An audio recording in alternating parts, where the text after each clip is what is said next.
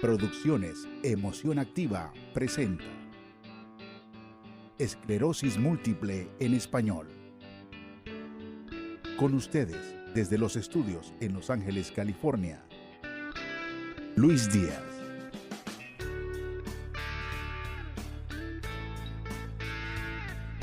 Gracias. Bienvenidos amigos a otro segmento más de Esclerosis Múltiple en Español. Les habla su amigo Luis Díaz y para mí es un placer, un honor, un motivo de alegría estar compartiendo con todos y cada uno de ustedes el día de hoy. En el pasado estuvimos hablando acerca de qué es la esclerosis múltiple. Hablamos además de algunos de los síntomas comunes de esta condición, que es la fatiga y el estrés, entre otros. Hoy vamos a hablar acerca de cómo se da el diagnóstico de esta condición, que a diferencia de otras enfermedades no se da exclusivamente de la observación de tu doctor, sino que va a implicar una serie de elementos muy importantes. Usualmente este diagnóstico se da a la edad de 30 o 40 años. Sin embargo, no se da exclusivamente en estas edades, sino que también puede ocurrir cuando eres muy pequeño, eres un niño, o también puede ocurrir cuando tienes la edad de 70, 80 años. Es un procedimiento que toma tiempo porque, como dije anteriormente, no depende exclusivamente de la observación de tu doctor, sino que va a implicar otra serie de elementos. Yo fui diagnosticado a los 30 años de edad. Y el proceso tomó tiempo porque no hay una sola prueba que te pueda decir que tienes esta condición, sino que va a depender de otras pruebas.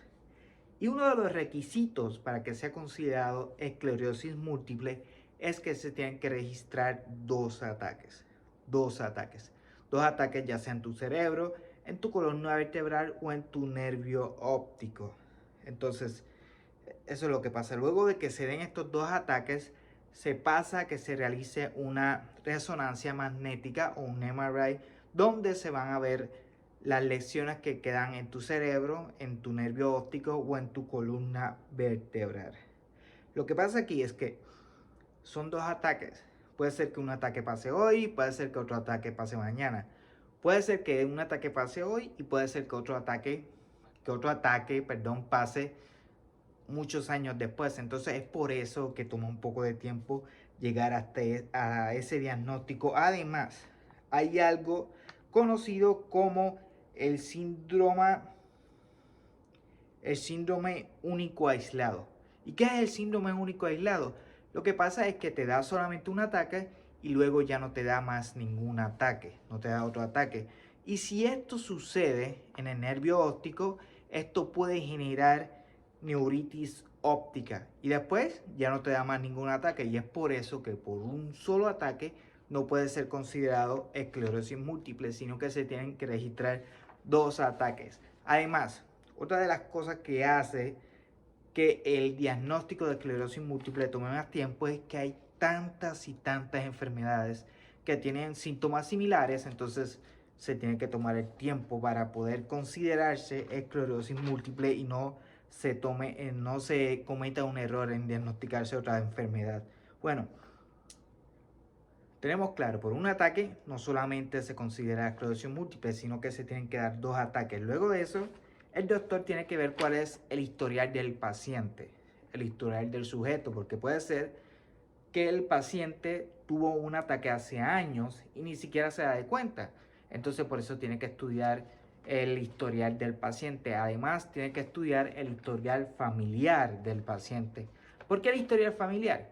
Porque si tú tienes un familiar que tiene esclerosis múltiple, existe la gran posibilidad de que tú también tengas esclerosis múltiple. Ahora, no es hereditario, pero sí incrementan las posibilidades de que algún familiar también tenga esclerosis múltiple.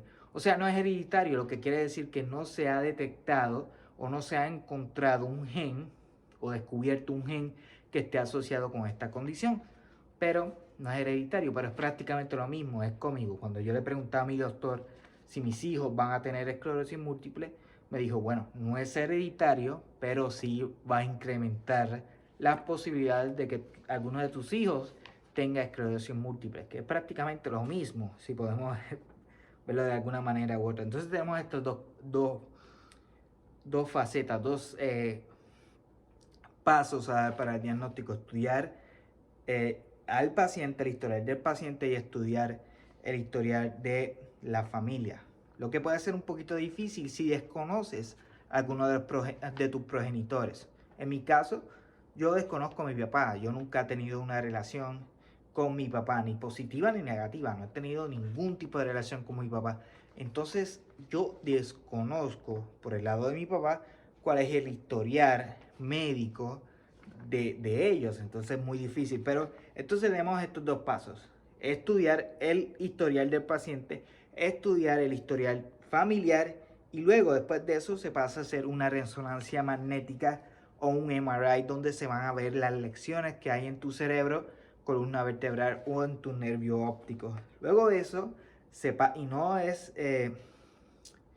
no necesariamente es obligatorio, pero usualmente se pasa a hacer una punción lumbar para confirmar el diagnóstico.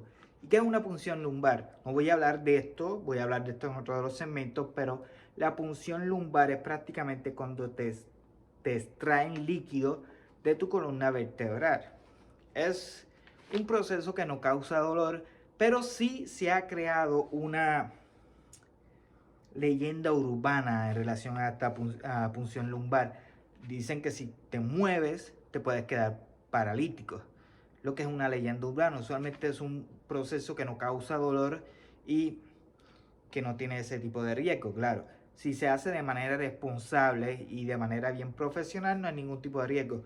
Eso yo lo puedo decir aquí en Estados Unidos. Lo mismo no puedo decir en Puerto Rico o en México, porque puede ser que algún payaso haga algo y quede hasta cuadrapléjico, pero por lo general no.